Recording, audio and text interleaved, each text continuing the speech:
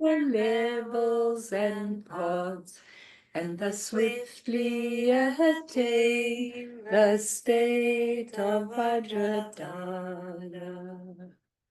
Okay, let's just do the 4 contemplations.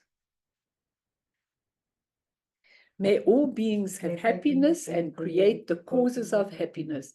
May they all be free from suffering and creating the causes of suffering. May they find that honorable happiness which can never be tainted by suffering. May they attain universal impartial compassion, free of worldly bias towards friends and enemies.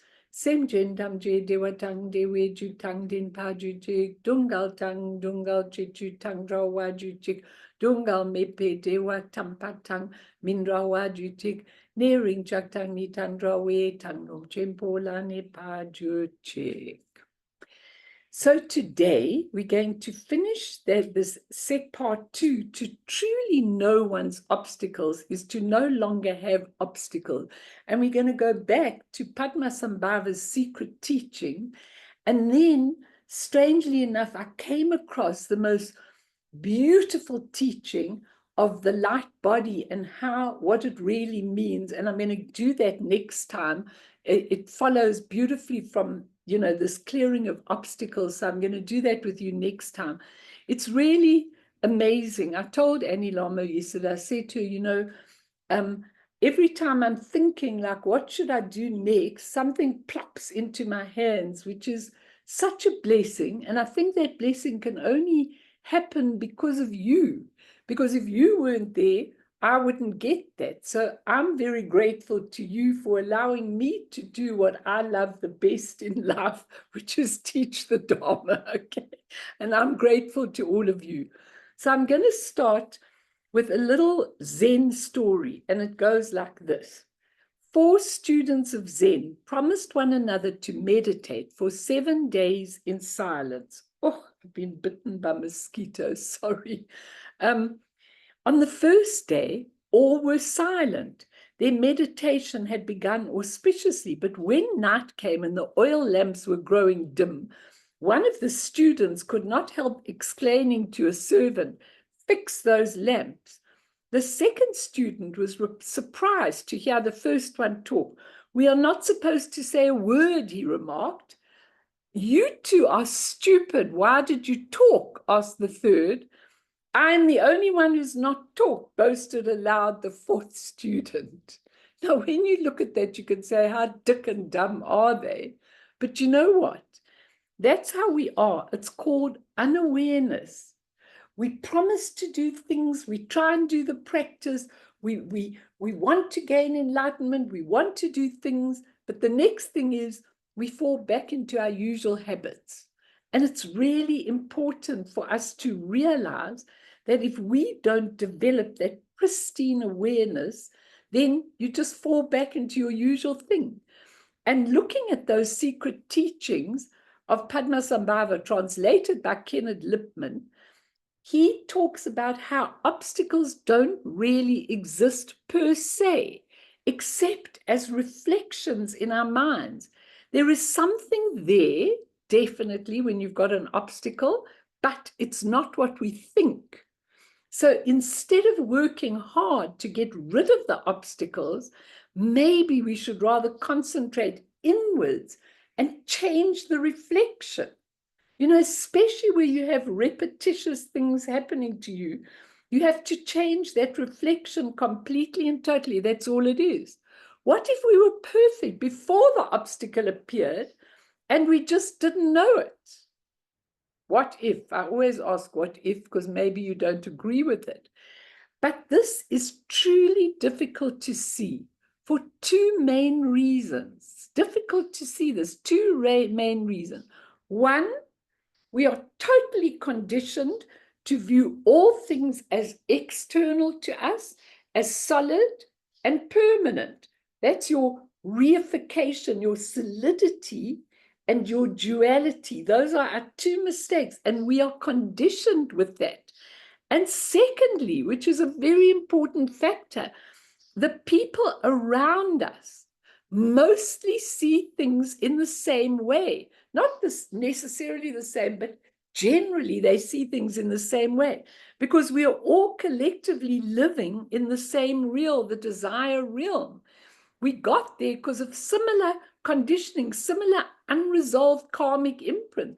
That's why we're all sitting together in a desire realm. And so they confirm what we are seeing. If you're not making a lot of money, there's something wrong, you've got some obstacles, let's try and find what they are. That's how we think, and that's how all the people around us think.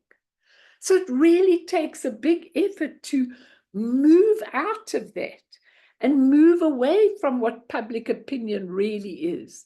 It's really, really important.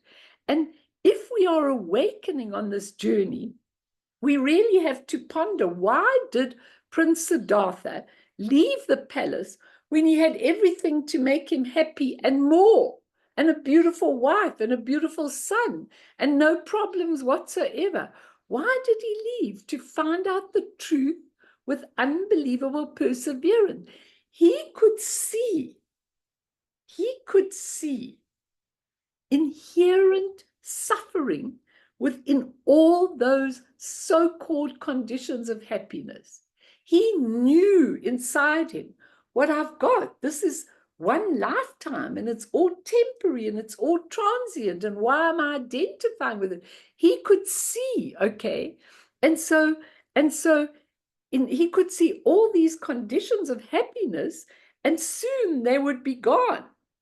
And so he was determined to find a view, okay, where suffering was not part of the equation. Now, the difference between him and us is that we try and keep getting rid of the obstacles, whatever they are, so that we can find happiness. He didn't. He said, I want the view of the part of me that is not tainted by obstacles. How did he know this from all the incarnations? How do we know it from all the incarnations? Yet we just slip back into it all the time. There must be a state where we could become aware. If you don't want to use the word aware, we could know that the mirror of the mind was not affected by change, was not affected by obstacles, by whether you feel happy or sad, or whether you're right or wrong, and on and on. And where we realize that there isn't anything solid that exists outside of ourselves. How do we get there? How do we get to see it without falling back into our usual pattern? As Zongsa says, with our imprecise rationale, we measure or label things as truly existent with our imprecise rationale. And this sentence, I want you to write down, if you can, his next sentence. He says, function, that means whatever we're doing. So if I'm taking a bottle to have a drink, then the function is this bottle, and I'm absolutely sure that it's solid, and I'm absolutely sure it's got water in, and I'm absolutely sure that my hand can hold onto it, that my hand's real. Am I? Because I can look through it if I had that vision. Okay, so he says function, continuity, going on and on and on, and consensus, which is when everyone agrees with you, play a major part in our process of validation. So what we're doing every day, Zongsa says, we're always validating our position. So let's take examples. Let's say you've had an unhappy childhood, and now you automatically see that people are out to get you. Then you validate it. You test them. You see whether they're going to get you, because of the function of seeing it as solid, the continuity of whatever we had, and the consensus. Everybody agrees in what we're saying. And so we validate everything. We want to, what we're doing. Haven't you ever heard people when they rationalize over and over again, I'm doing this, and then you might point out to them and say, why are you doing this? It's going to cause you, I often say to people, it's going to cause you a lot of unhappiness. No. This is the reason why I'm doing it, because we validate it. And we say, this is an obstacle because it stands in the way of getting what I think would make me totally happy. What would make us totally happy? What? What would make us happy? How do we get to feel that bliss, that these beautiful beings, when I look at Lama Yeshe Rinpoche, he's sitting there in his chair, not doing all that much, but things are happening for him, and he's perfectly happy. And I'm running after everything like a lunatic, doing everything I can, finding topics, doing all of this. Maybe if I just sat still, I could go to that place which would do a different kind of reflection for me. Because it's really important for us to see that these obstacles don't really exist. And James Lowe, I said this on a Tuesday night, but I've got to give it to all of you. James Lowe said, self, this little self that I'm validating all the time, is the corset of the mind. I love that. I love that expression. The corset. Do you remember how those girls used to dress? They used to tight the corset. It made them like this with little waists and everything. Self is the corset of our mind. It tightens it. It keeps it in. It keeps it going on in the same way all the time. And Zongsa says, Siddhartha was right to think that the teaching would be no easy task in a world driven by greed and pride and materialism. He says, teaching a philanthropical philosophy is very difficult, let alone the ultimate truth of emptiness. Emptiness goes beyond the limit of our rational, logical minds. Siddhartha was not irrational. He was merely asserting that conventional, rational thinking is so limited. Get that into your heads. It's so limited, okay? We aren't able to conceive that time, yesterday, today, and tomorrow is only relative. We don't know that. We're talking about the past. We're searching for the future. We're never in the present. And when we are, we're holding on to it. It's all relative. We feel confident that things exist in a permanent, ultimate, valid sense and out there. And he says, appearance, how things appear, is a very unstable basis for truth. Now, if any of you read Mipam Rinpoche's books, it's very, very interesting. I can't think of the name of his book, but I wrote millions of notes from it. But they have these debates, and then the monks and the learned people debate with each other. And what they do is they break things down. So you take the bottle, and then you say, this is a bottle. It's got water in, and I drink from it. And that's my absolute valid truth. Then the person opposite says, how do you know that? How do you know that? I mean, if the bottle breaks, if you throw it down and it breaks, it no longer exists. How do you know that it is a permanent thing that exists out of yourself? Then they go into this debating and they break this down. This is what the Buddha did, until this is just a collection of atoms. And then it's less atoms, and then it's less atoms. First of all, just let me tell you that debating drives me quite insane, even reading about it. I can't, because I know that things don't have an inherent existence. I don't want to debate like that for hours and hours, but their debating brings them to the conclusion in the end that nothing is permanent, nothing is stable, and it's not outside of you. It's just a reflection from your mind. So James Lowe, in his Being Guru Rinpoche, he speaks about all the different roles that we have in our lives, and we go from one to another. Then you're a mother, then you're a wife, then you're a worker, then you're a psychologist, then you're a lawyer, then you're a this. You have a million roles. Which one do you identify with? And he says someone want to say something? And he says, the moment we start practicing a deity practice, okay, he says, we step out of ourselves. It's called ecstasis or ecstasy. We step out of our roles that we have in this temporary life and into the role of a deity, which is never limited.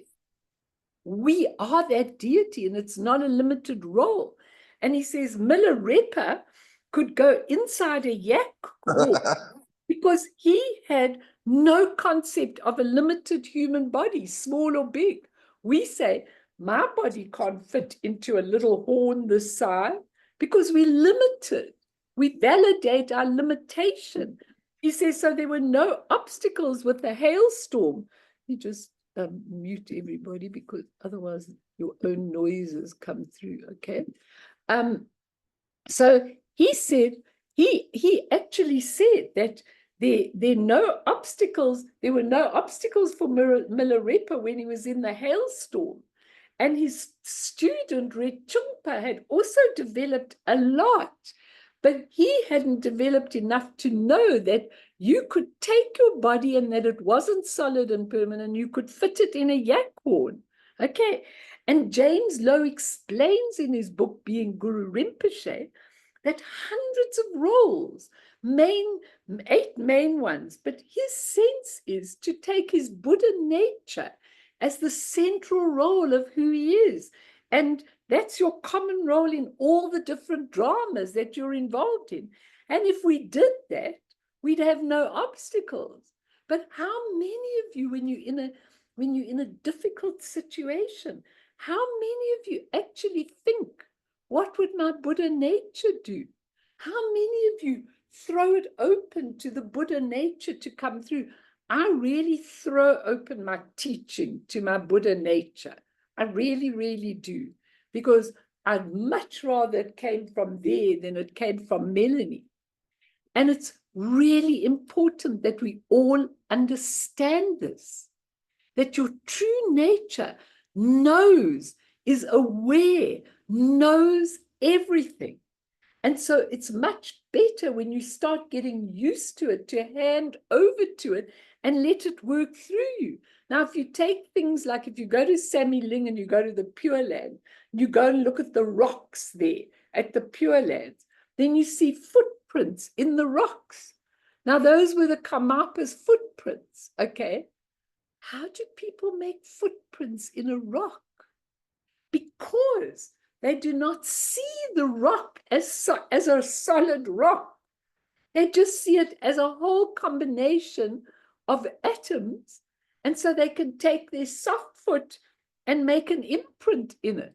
Then when you come to look at it, there are the imprints for you to see. It's fascinating. You know, you often touch those imprints. I've been there and looked at those imprints a lot. Go like, how do they make imprints in a rock? Because they have no limitations, no solid outside permanent things.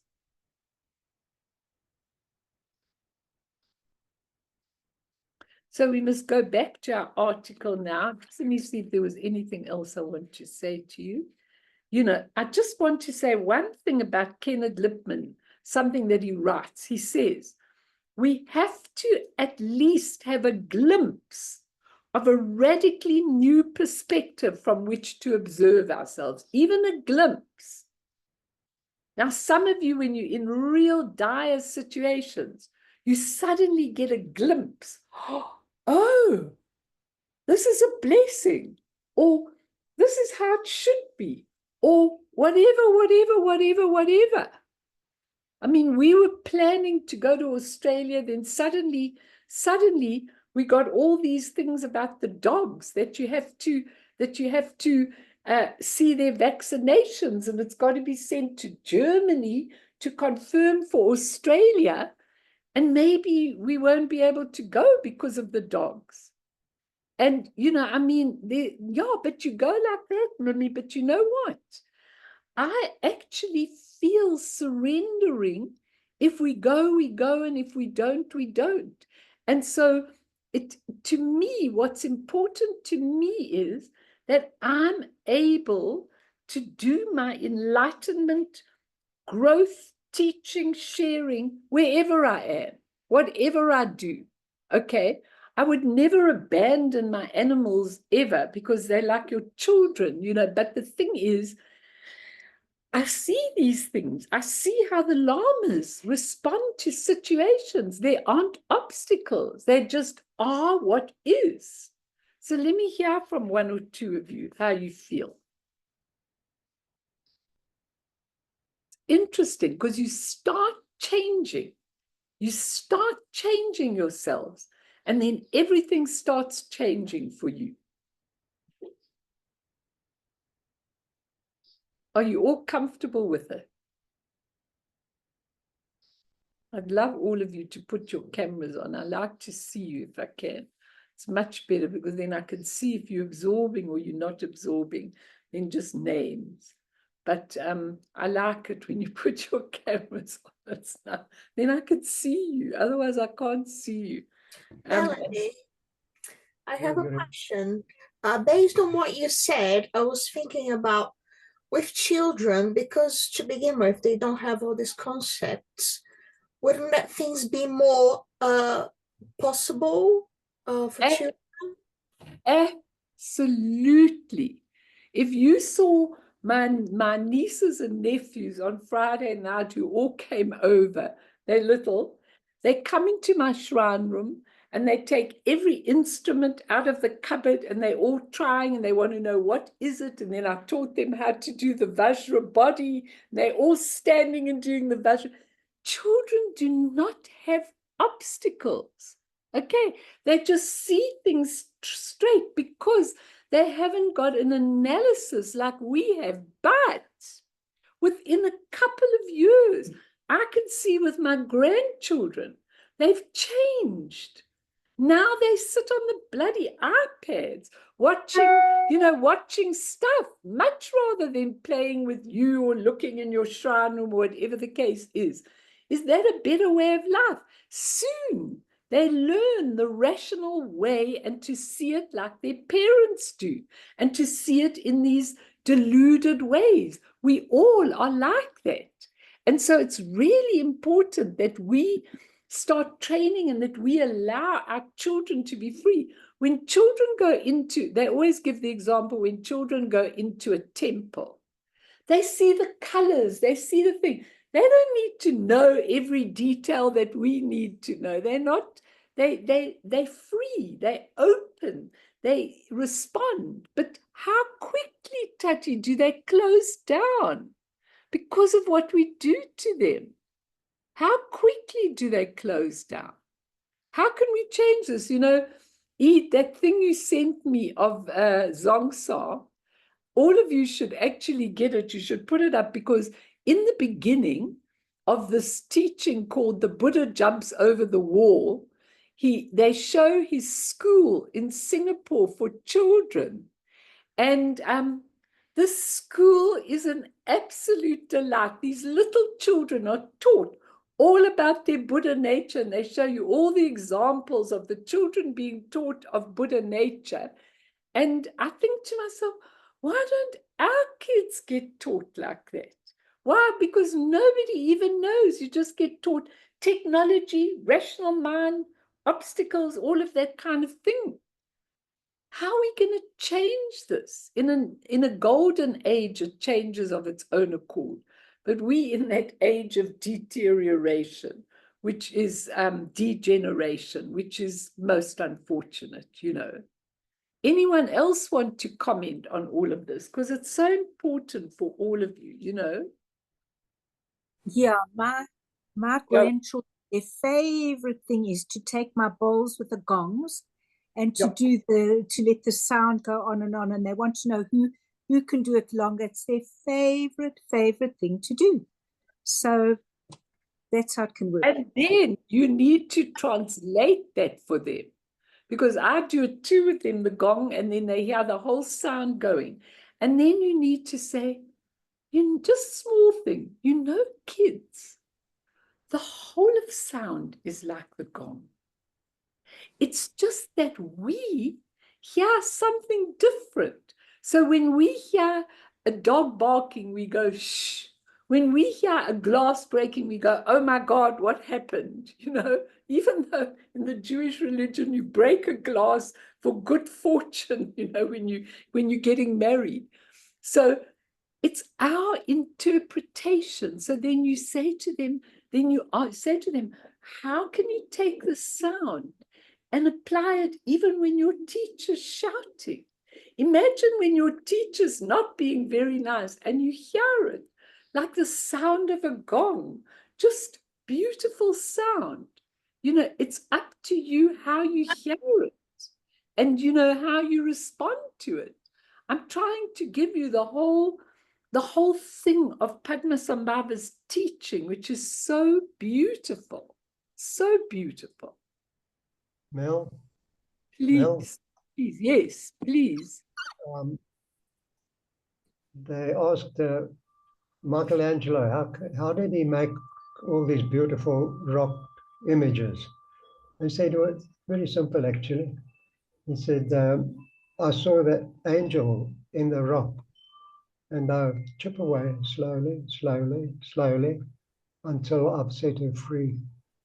Now, ostensibly, it looks like the man's just by himself, he's working, he's not interested in anybody else except himself. But look at the joy that is brought to so many people, this one action. So sometimes, if you go in, the truth comes out. But if you go out, you'll never find the truth there. You'll find a reflection, find a copy, you'll find everything else, but not the truth. It's so beautiful. I once heard about him releasing the angel from the rock. It's so exquisite. Because what do you see? What did he see in the solidity of the rock? He saw the angel. Isn't that a beautiful idea? I must keep that and write it down. Put it in my storybooks, you know, in all my things, because it's a beautiful one. Beautiful. I love that. It's exquisite. Thank you for that. So let's go back to looking, and we'll do a meditation just now, but let's go back to looking at that Dzogchen approach to the yoga that Kenneth Lipman does. I'll just give a very brief summary of where we got up to last time so you remember. If you remember, according to the Dzogchen perspective, the wholeness is present right from the beginning of the path. Now just ponder that. If you know you're whole, even though there's a big obstacle in front of you, you're not seeing it like that. Remember, you could walk right through it, even though there's something there, but not what we want. And he says, we think that it's a long process to get to that wholeness, but he says, the goal is present in the beginning, and we've got to look at our motivation. Now, we all know what the word motivation, I was talking about it last time, mostly in the Buddha Dharma, motivation is a bodhicitta. I'm doing this for the sake of all being. But in the case, but Dzogchen is to be said to be a direct rather than a gradual path. So motivation is not the starting point for doing something else. The starting point is not separate from either the path or the goal we're going on to. So what the motivation, what the bodhicitta, not the actual motivation means in Dzogchen, I was telling you last time, just go through it, the total completeness of one's being present right now, okay? And it refers to the pure fact of our ability to know that pure motivation of the completion is its ability to know itself. It refers to the pure fact of being aware and our capacity and desire to know. And I was saying last time, knowing wants to know. Its intention is to know.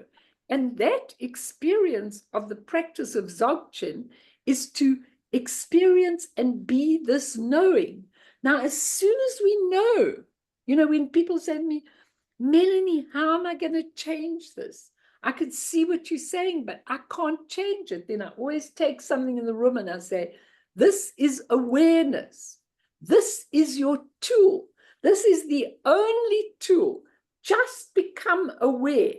And then everything starts taking care of itself. So that intrinsic awareness is wholeness. It goes beyond curiosity. It is wholeness, desiring to know and mirror itself. Then it can mirror itself really different. And that's called a direct introduction. When someone says to you, but you know, you've got a Buddha nature, and you go like, what do you mean I've got a Buddha nature? What does that mean? I don't even use the word Buddha. I go, you've got an awakened nature. What does that mean? I've never seen my awakened nature. Well, if you stayed in one place quietly and you just didn't run to the past and the future and even grasp onto the present, you would know that awareness would be there, okay? So the direct introduction is like seeing all of one's being in a mirror and understanding that your own awareness is a mirror. It's a mirror. I keep my mirror here so I can show it to you. It's a mirror. That's what your mind is. But that's so difficult for the ego structure to assimilate and get it, because it clashes. That idea that my mind is mirroring what I'm seeing, and it's not outside of myself, and it's not permanent, and it's not stable, that goes against our self-image, and it goes against, it's too radical. So we want to go back to our habitual habitual perspective, which is, look how people are giving me a hard time. Look at this. When I say to people, the hard time you are getting is perfect bullseye, okay? It's perfect, because the hard time that you are getting is your mirror showing you what you need to become aware of. Don't fight with it. See it. View it for what it is. I do this with people all day long, but it takes them so much, because we identify with too much of what the mirror shows. All that we cannot accept and cannot understand in ourselves, we look there, this is being done to me. This is a terrible obstacle in my life. That's the easiest way the ego can do it, is to blame somebody else. Often when I'm dialoguing with my husband and I say something, and then he comes back on me, even before I finish saying it, and I go, can't you just listen? Just hear me, what I'm saying. Don't respond how you think what I'm saying, because what I'm saying will really might be helpful to you. But no man sees that, as Ron pointed out that time. No man sees that any woman can do anything that might be helpful to them.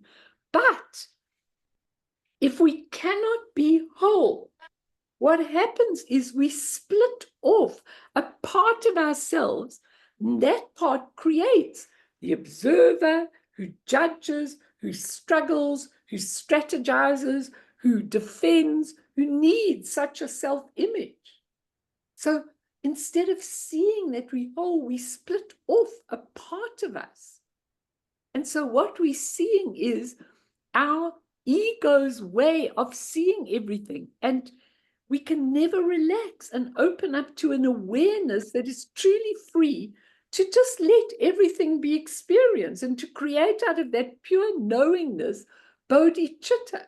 Because once you experience it, sometimes when I'm sitting in my shrine room and I think back to things in my life that I did earlier, which were so stupid. Okay, they were really stupid. Things that I fought for, things that I said, things that I wanted to be.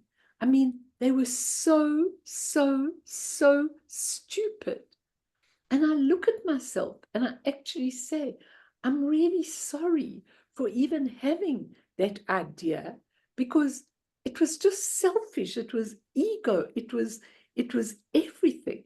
And what happens is that when we know that the mind is a mirror, actually it's here, that the mind is a mirror, then what happens is all the obstacles are revealed in full realization. We see what this is in my life for, what that is in my life for. Why am I struggling to get a job? Why am I struggling with my health? Why am I struggling with this? Why have I got an obstacle for that? Why don't I make the money I want? Why am I poor? Why haven't I got the partner I want? All these things, they're your creation, they're your reflection from the mirror of your mind. And when you get to know what that really is, that you were always complete, then everything changes. It's absolutely amazing. And he says, when people go for psychotherapy, he's a psychotherapist. He says, when people go for psychotherapy, okay, they want to know, what is wrong with me? Why am I suffering from depression? Why do I get anxious in every situation? Why am I like this? People want to really know this to the extent, and they go to a therapist, and the therapist might reflect for them what they're feeling, but the whole therapy is concentrated on the fact that those feelings are tangible, solid, permanent, okay? Or not permanent, you could change them. Obviously, the therapist wants to change them, but it doesn't go further. It doesn't go further unless you take a real, like a spiritual approach, a Buddhist approach, a Dzogchen approach, whatever approach you can, to take it further and say, hang on. It doesn't mean because your mother had depression and your grandmother had depression that you've got depression. Yes, there is a potential because your karmic imprint made you get born in that family where the potential was there. But the minute you know who you are, it's gone. You don't have to buy into it in any way or any form. You do not need to buy into what your family has told you or has given you. It's very, very deep, and I'm trying to do it with lots and lots of people. And I said to you last time that he said, Namkha Nobu said, observe yourself to discover how you are limited and conditioned, trapped in the cage of dualism like a little bird. He said, what we have to do is to see that our obstacles, what's at the base of all our obstacles? The base is solidity and duality. Reification, which is solidity, and duality. That you are over there, I am over here. And that you are solid and I am solid, and we both got our ideas about life. And so we've got lots of problems. And the minute you understand this, you know that you are fundamentally limiting yourself, whereas as soon as you understand that that nature is there, you're free. Because it doesn't really matter. Nothing of matter matters. It's going to all change tomorrow. Doesn't mean you don't try, but I can see for myself that the psychotherapy, all the things that I was trained in, are so limiting. They're so limiting. I can't do that anymore, especially at this age and stage of my life. When people come to me, and they've been going to therapists for years, and they've been trying to resolve their difficulties and their problems, and they've got an opinion about themselves. Step out of yourself. Step out of yourself and see if you can view the drama of your life and not be right innate in it. That if you are like Guru Rinpoche, he can be a compassionate, beautiful being. He can be a wrathful being when he needs to. He can be what we look at as an ugly being, because that person needs a crack. He's not really an ugly person, but he appears as that. He can appear at whatever you need. So some people say to me, Melanie, there's no mercy with you. I said, there's plenty of mercy. But if you sit with me, you're going to have to look at the truth, because I can't do placatory work anymore. When I can see clearly what these repetitive imprints are about, I can't do placatory work with you. I have to do what I can see to try and change you so that you really, really understand this. And he says, with Dzogchen, we are not looking at our limitations or something we need to do something to analyze, to overcome, transform, and transmute. Why? Because the nature of primordial knowing is such that by knowing something in this way, you are already beyond reified duality, solid duality, me and you. To truly know one's obstacles is to no longer have obstacles. Amazing. To truly know this that is in front of me, this that is hindering me all the time, this is the mirror of my mind. It's here, the mirror, not there. This is the mirror of my mind, just showing me the things I need to learn quickly. And if I know that I have this pristine awareness and I shine the light of pristine awareness, Bob's your uncle. Now, I've got a long example, I don't want to give it to you, from Zongsa on poor Jack, who goes into the cave and he sees, I mean, he's hysterical. He says, you see most people give the story with, you see what do you call it, a hose pipe wound up. The person's petrified of snakes. So they go into the cave and they go, oh my God, it's a snake. I'm going to read you that, but not today because it's a long thing. You see a snake and you're absolutely petrified. Then someone comes along.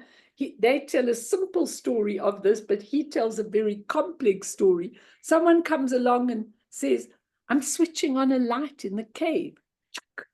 Look, it's just a hose pipe. You don't have to be afraid anymore.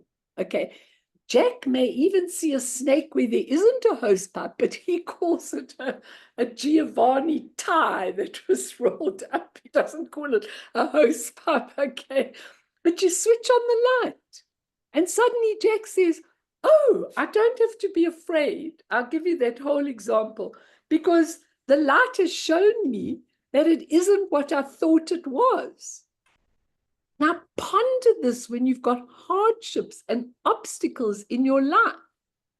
You want to see them as they really are, just something placed in your way that you really, really, really can absolutely walk through, and it's no longer an obstacle.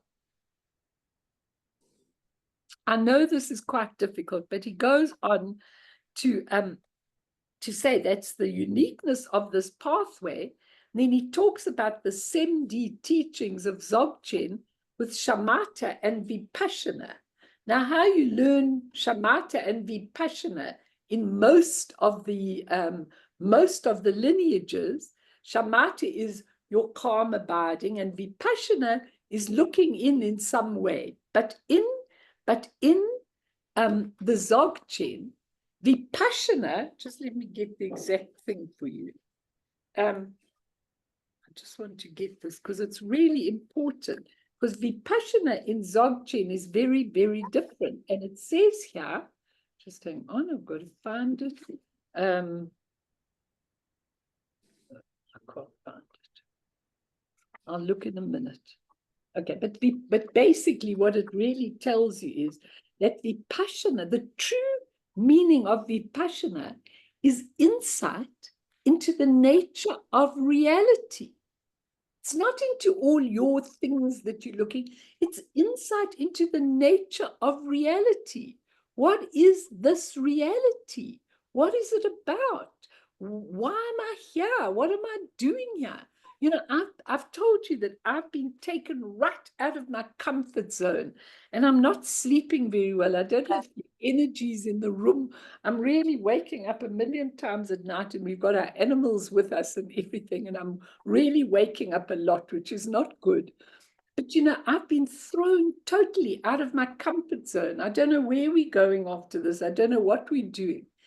And if I look at that and obsess about it, I'm going to drive myself dilly. But if I look that I'm a bit in no man's land at the moment, I'm in no man's land. Being in no man's land is the best thing for your Buddha nature, because your Buddha nature doesn't want to attach to anything.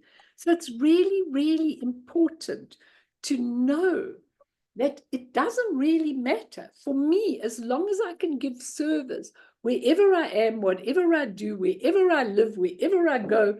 I've got no idea. I know the next few months are here, but then after that, I've got no idea whether it's going to work out or not. Really, I've got no idea. I've got to wait to hear from all these authorities and things. And you know what? It doesn't really matter in the end. And I want you to get this, because you know, for me, as long as I'm doing my practice, as long as I'm teaching, as long as I'm able to help people, it doesn't really matter where I am. I trust in the fact that my Buddha nature will take me wherever I need to be. It's difficult, I know. But I just want to give you one more example. And when you see that you're looking in the nature of reality, what he says, Kenneth, is he gives the example of working with an emotion where the energy of anger concentrates in the heart. And like a fire, it spreads out of control, leading to angry concepts and angry action. He says, but the energy of the anger is itself mirror-like pristine awareness. That is, we are adverse. We don't like a situation or a person because we have projected onto that which we've rejected in ourselves. We've projected it on the object. So if somebody's rude and abusive, and sometimes it works the opposite way around, because sometimes you have a quiet person that irritates you, not only an angry person, but mostly, remember, we project onto another person the things that we've got inside. So he says, what we've rejected in ourselves, we put on this person. Look at this person. Look what they're doing. Look how they're behaving. Look how they're treating me.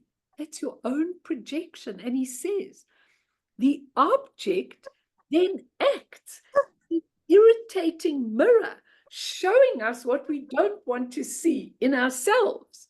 If we directly experience the mirror functioning, this mirror function itself, rather than just its effect as angry concepts and actions, then we may feel the energy of anger. It's not projected onto someone else. So it doesn't become a source of irritation. We can keep it in the heart. So what's he really saying? You can ask me if you don't understand. He's saying, if you've got certain things within you that you feel about, someone walks into the room, maybe you love your power, maybe you don't like anybody disagreeing with you, and they walk into the room, and immediately a powerful person walks into the room and you project onto them your dislike of them, or how annoyed you are with them, or anything, or any of those kind of things. But actually, when you look in Vipassana deeply, you see that this person is there to show you what is inside yourself. And what you feel about them is a projection from your own stuff inside yourself. And as soon as you get this, you can then sit. It doesn't mean the anger goes away, but you could sit with the anger, you could sit with the anxiety, you could sit with the pain, and it will just liberate itself, because now it's not projected onto a situation or a person. Does that make sense to you?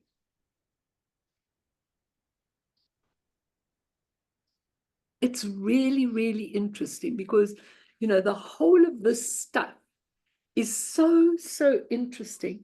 And the book I told you is very difficult. It's The Secret Teachings of Padmasambhava. It's difficult. There are a lot of you that would understand this book, but there are a few of you that wouldn't understand this book.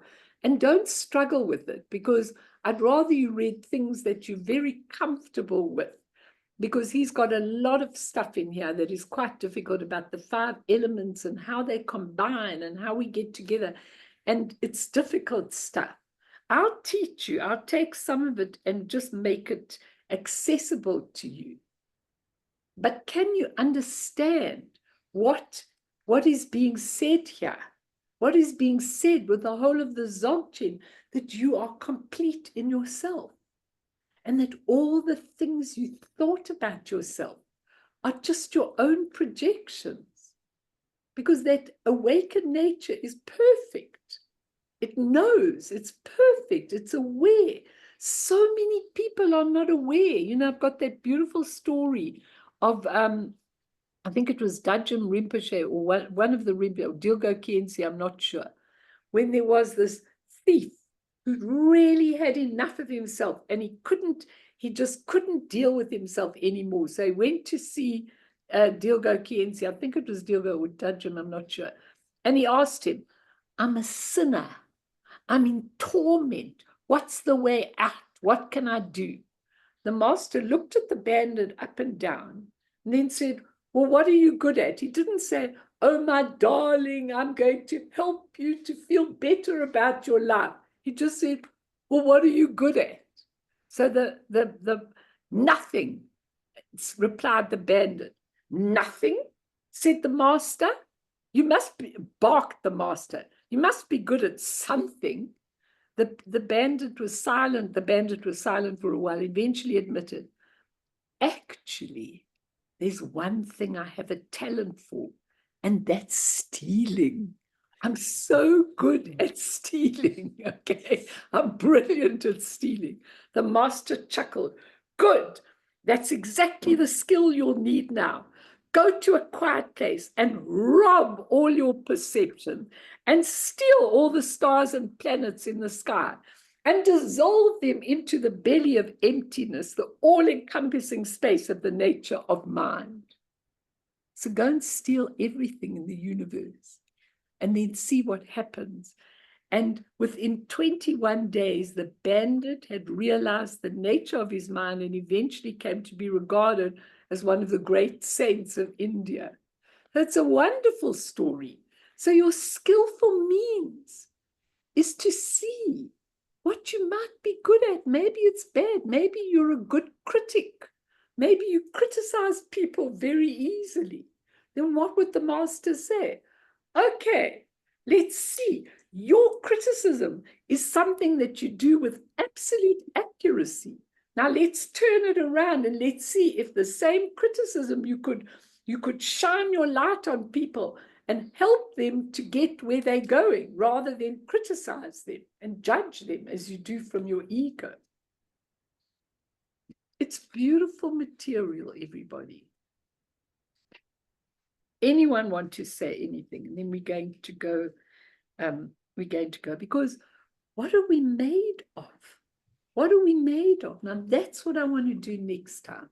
The essence, the nature, and the unexpressed energy. I've found such a beautiful teaching on this, and I'm going to give it to you, because that's who we are.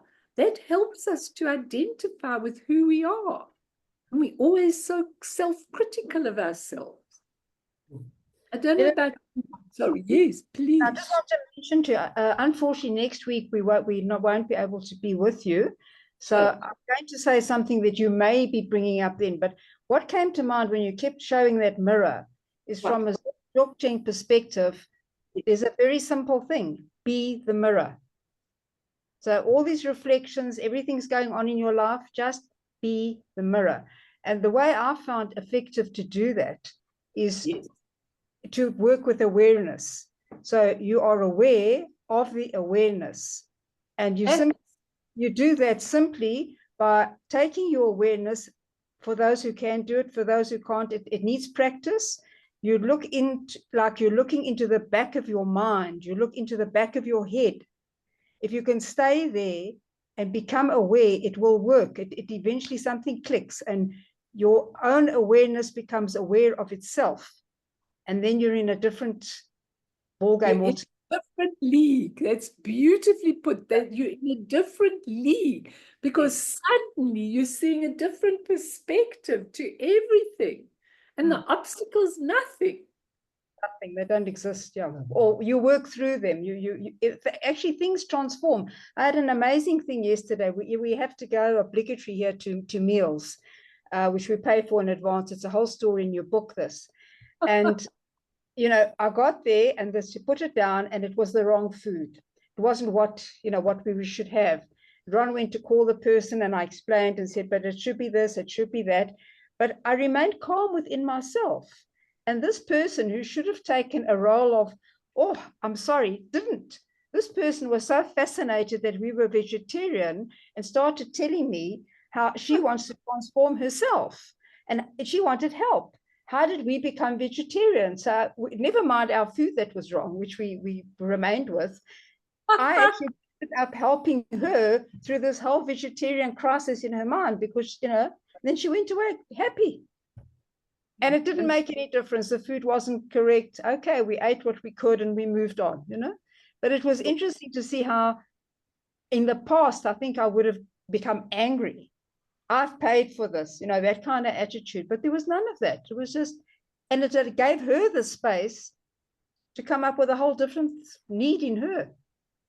You see, what you're saying is spot on what I'm trying to draw from this teaching, that mostly, if you look at all of you, you react to certain things in life. You react in your old usual pattern.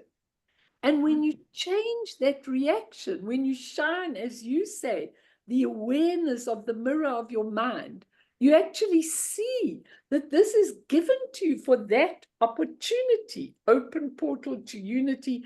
It's wonderful. It changes everything, because, you know, there's so many people living so miserably in this world, you know, living so unhappily in this world. I get so many of them, you know, that are irritated and aggravated and all of that kind of thing. And let me tell you something. The example you gave is a brilliant example, but it doesn't always work where you are. So you might see it and it may not work with the person you're dealing with. With her, it worked and you were very happy to move on.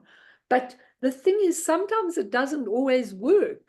And even then, it's a mirror for us to see, you know, when it doesn't work out. Yours worked out, but often it doesn't work out. And to see how we project things onto other people all the time. You know, we project our own stuff onto other people, and it's such a waste of time. Anyway, let's do a little meditation, everybody. Okay? So let's look at what we're trying to do here, and then we'll go on to another topic next time. Listen to the gong, as Mimi will tell you. Follow it. See it as a beautiful sound that goes on and on.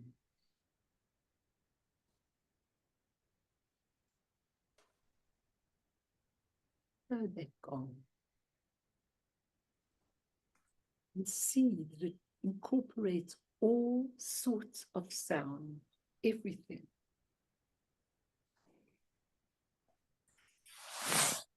Now, today, I want you to breathe in again to the spaciousness of the mind.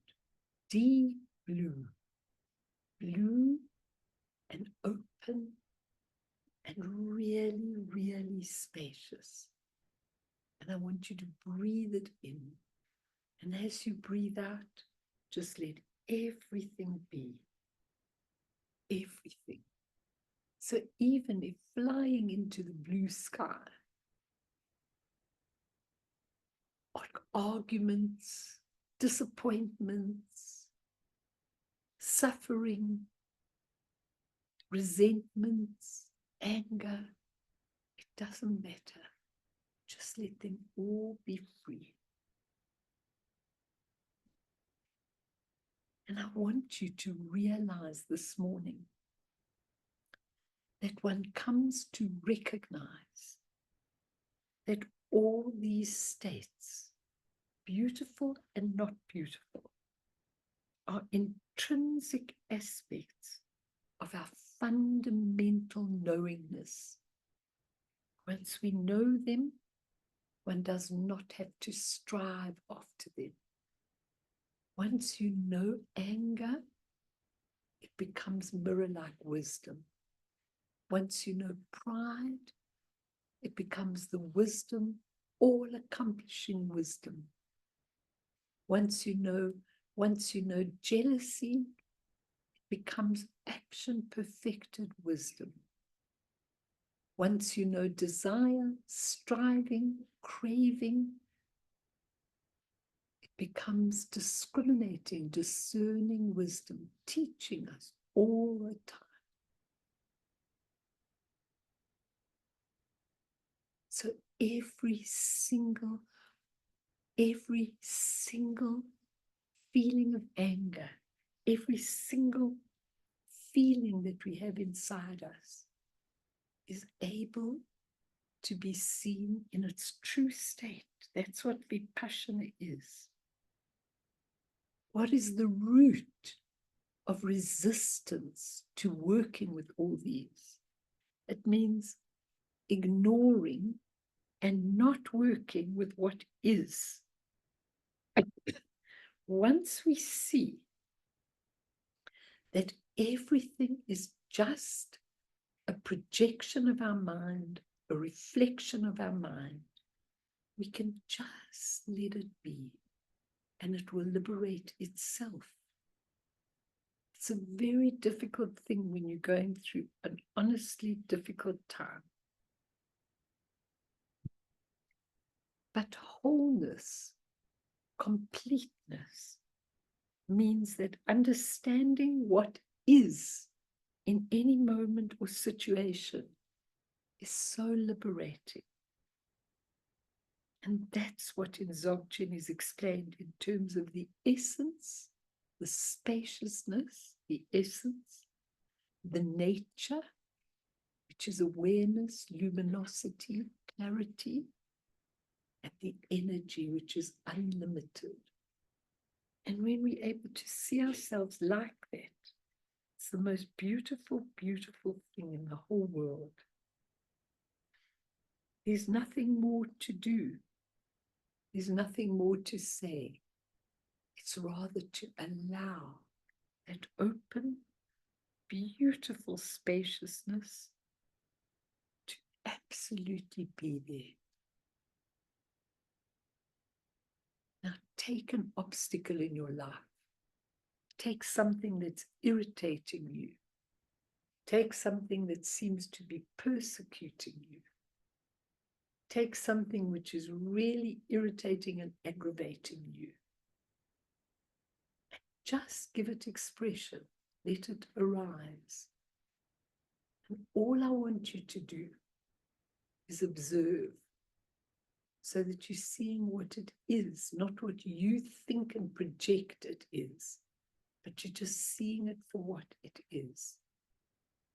And you're breathing in, and you're breathing out, and you're seeing everything just for what it is. Projections from the mirror of our mind, reflections,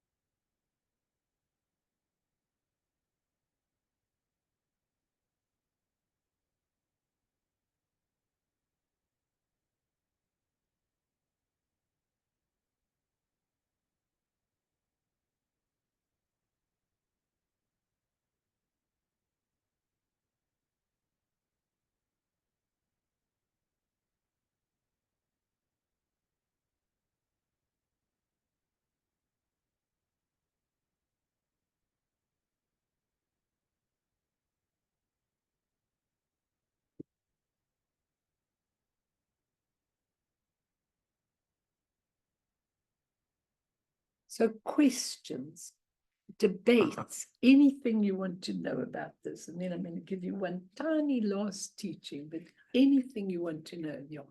Okay, thanks. Anything anybody wants to know or debate or really look at, please do that for me. It's so important that you understand this, because it changes everything in your lives. You're not fighting against your life. There's so many people that are fighting against their lives. Melanie, See, I was reflecting on what you were saying, and I feel like what fuels this identification with the reflection is our insecurities and our lack of confidence.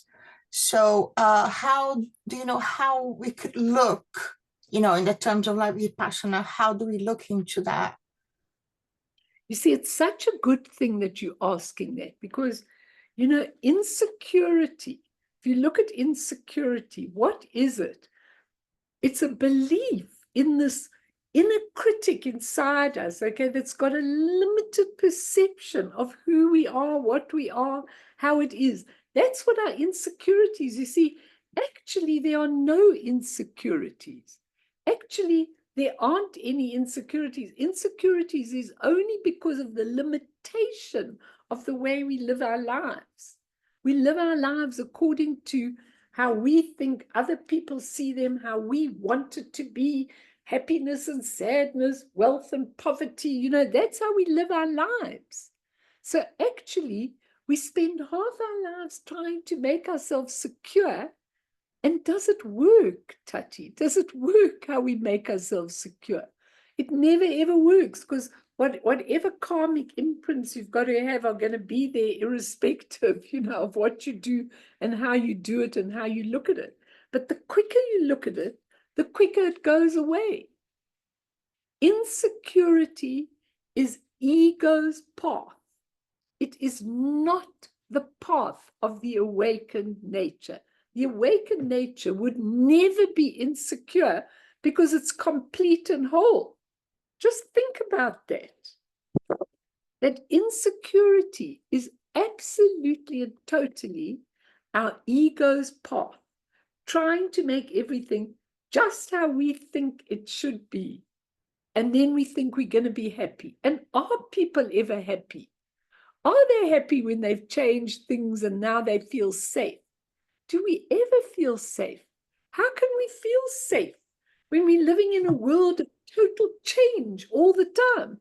When the American elections are coming up and we don't know, someone said to me, oh my God, there are going to be all these fascist dictators in the world. How can we be safe? We can't be safe because there's no safety external. When you're going through an age of enlightenment, there's a lot more safety than there is now for us. But there isn't safety. Safety is when you know your awakened nature, when you know this is just temporary, transient, it's going to change tomorrow. It's not happening outside yourself. It's all happening in the mirror of your mind. These are just the reflections. That's what safety is. There's no other way. So for me, it's training every single day to remember. You have to remember. You have to remind yourself. And that's what I do all the time. I remind myself that the Buddha nature would look differently, would look at something differently. Like, just if I take my relationship with Lama Yeshe Rinpoche, I was so used to him talking such a lot to me and explaining everything to me. So there's a part of me that feels like almost disappointed, because when I'm with him, I want him to tell me all the things he always used to tell me about, and he's not in that role anymore. So if I look at it like that, I could feel very unsafe, and I could feel, oh, I'm alone. Not at all, because where he is is like I told you, I lost the mantle he gave me, the wrap that he gave me. I didn't even tell him, but I lost it in the move. I'm still trying to see if I can find it anywhere. But that wrap is so interesting because that wrap, maybe now it's something higher. Maybe it's just the knowingness, the awareness that he is over me, helping me and telling me what I need to do, rather than the tangible things that ego wants. Do you understand what I mean? Maybe that's safer. Maybe that's more secure because it's not on the same level or basis anymore. Do you know what I'm trying to say? Yes, one thing that I try to do, which I have a lot of fun doing it, is we can't read everything that we think it is or not. Or not is relative, and it might be true to you, but it's still true to you at that moment. So I try to see in a fun kind of way that I choose to, but not necessarily mean that's true or not, but it's a nice, fun way, open-minded way of seeing it, which it is as true as anything else. Love that, what you're saying. I really love what you're saying, and it's true. And you find your cute ways of helping yourself, If you find your cute ways of how you can deal, somebody's giving you a real hard time. And normally, I mean, I was always a powerful person. If someone gave me a hard time, whoops, I'm back onto them kind of thing. And you suddenly realize that it's okay. It's not anything like I thought it was. This is just a mirror for me to respond differently. Very good. And I like that. And you find unique, cute ways of reminding yourself of how you might see something. And you keep trying to go away from the way you always responded, which is ego's agenda, which has always got a plan to be safe. Okay. Who cares if you're safe or not? Does it really matter? Does it matter if you're safe or not? You're safe today, and the Buddha realized you're not safe tomorrow morning. Or you're in a lovely relationship, and suddenly the other person dies, and you think, how could this happen to me? How could I be alone? Or a parent losing a child. They go into a terrible state, but later, in retrospect, you can actually see what that was for, how it changed you, what it was all about. And so we take ego's agenda out and do it with a wholeness. Karen, did you want to say something? Because I'm happy Yes, when sort of. Mel, just like quickly, is like Dzogchen is so simple, that's why it's difficult. But I just wanted to say, like insecurity or whatever, it's a thought, and that moves. So one has to be still in the movement. So you have to separate, which is quite easy, to separate stillness and movement.